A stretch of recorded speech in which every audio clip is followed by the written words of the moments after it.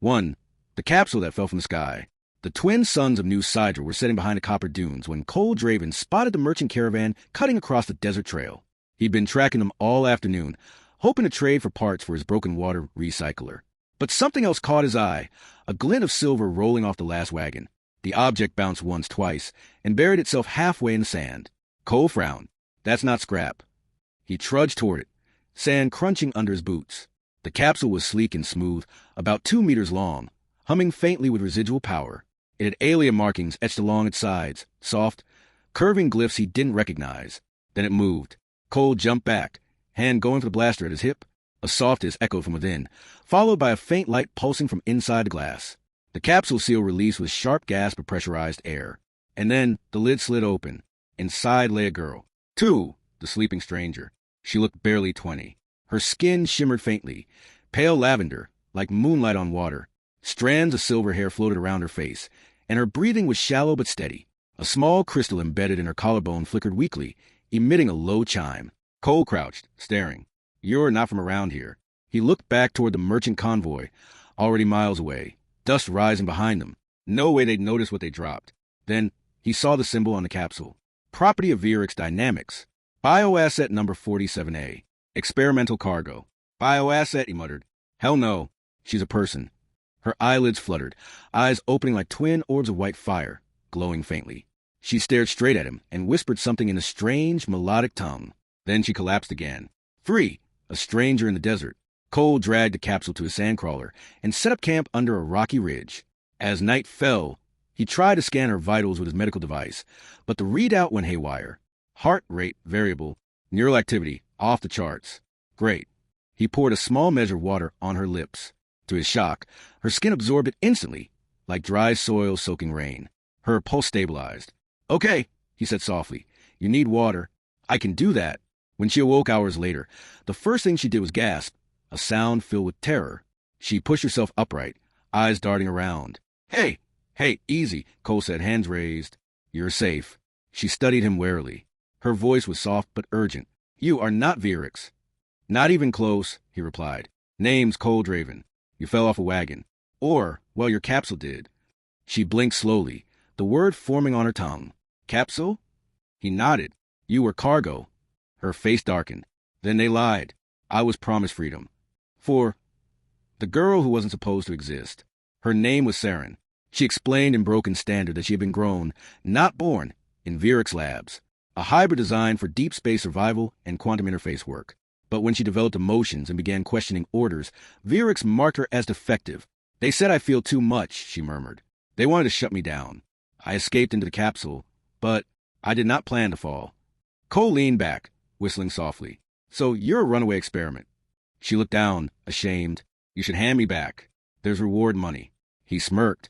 Lady, if I cared about credits, I wouldn't be living in a sandcrawler. Saren tilted her head. Then why help me? He shrugged. Because I've been thrown away before, too. Something flickered in her expression. The first spark of trust.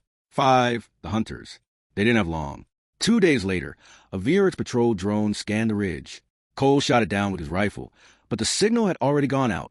Saren's crystal flared in alarm. They are coming. How many? 3 sand skiffs, armed. They will capture or kill you. Cole smirked grimly. They can try. They packed what they could and sped off into the dunes on his crawler, engines roaring. Behind them, streaks of plasma fire lit the twilight. Cole swerved between dunes as the skiffs closed in. Any ideas? Saren touched her chest crystal. I can disrupt their systems, but it will drain me. Do it. Her eyes glowed white. A pulse of sound erupted, silent but powerful. The air rippled, and the nearest skiff's engines exploded mid-chase, spiraling into sand. Cole grinned. Remind me never to piss you off. Saren collapsed in the seat beside him, breathing hard. It will not last. We must hide. 6, sanctuary in the storm. They took shelter in an abandoned mining station buried in a canyon. There, Cole patched the crawler and helped Saren recover. For the first time, she smiled, a faint, unsure thing that warmed the cold desert night. You risked everything, she said softly. Why? He hesitated. Because maybe you deserve a chance to live. She looked out at the dunes glowing under twin moons. I have never seen stars without glass between me and them. He followed her gaze. Well, welcome to freedom. She turned to him. Freedom feels heavy. He chuckled. It always does. 7. The price of freedom. Days turn into a fragile routine. Cole scavenged by day, while Saren repaired circuits or studied his old maps. She was brilliant, learning human slang, laughing awkwardly at his jokes, and asking strange questions. Why do humans hide sadness behind smiles? She once asked. He thought for a moment. Because it's easier to carry. She nodded slowly. Then I will learn to smile. But peace never lasts long on New Sidra. One night, a blinding light swept across the canyon. A VRX gunship descended, kicking up a sandstorm. Loudspeakers blared. Return the prototype and surrender the fugitive asset. Failure will result in termination. Cole looked at Saren. Run. She shook her head. No. If they capture you, they will make you suffer. He loaded his blaster. Then we make them regret ever dropping that capsule. 8. The battle at dusk. The VRX soldiers poured in like metal locusts. Drones, shock troops, synthetic hounds. Cole fired from the cliffs, while Saren hacked the ship's signal arrays with bare hands, her crystal burning like molten light. The ground trembled as she shouted something in her native code, a sound that made the machines freeze. Then everything exploded into chaos. Cole was thrown to the ground, his blaster skidding away. A soldier loomed over him, weapon raised, but suddenly, the man convulsed and fell, eyes glowing white. Saren stood behind him, her expression fierce. No more cages. She lifted her hand. The ship itself began to groan, its circuits warping under her will. Cole shouted, Saren, stop. You'll burn yourself out. She turned, smiling faintly. Then I'll burn free. Before he could reach her, the ship detonated in a brilliant cascade of light. 9. The girl who changed the desert. When Cole woke, the canyon was silent. Smoke rose from the wreckage. The VRX soldiers were gone, or melted into twisted metal. Saren lay at the center of a crater, her body faintly glowing, barely breathing. He knelt beside her. Hey, stay with me. Her eyes fluttered open. You are safe. You saved me, he said, voice breaking. But you're dying. She smiled weakly. No, changing. The crystal is unstable. I will not remain flesh. He shook his head. No, we'll fix it. It's too late, she whispered. But I can live through you. Her hand touched his chest. The crystal flared once, then shattered into dust. Light poured into him, searing and cold, filling his veins. And then silence. 10. 1 year later.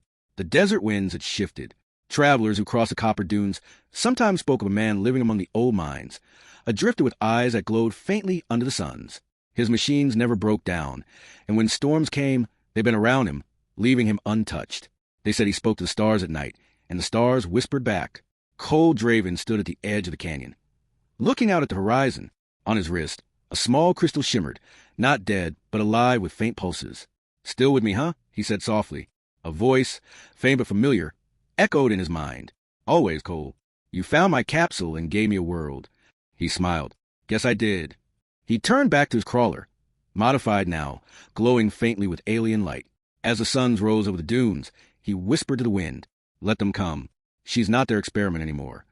The crawler roared to life, engines howling across the empty desert. One man, one echo of an alien girl who had fallen from the sky and changed everything she touched.